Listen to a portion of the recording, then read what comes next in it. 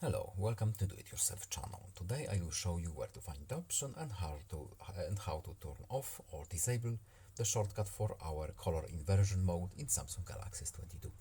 So right now we have our shortcut here at the bottom right corner of our screen.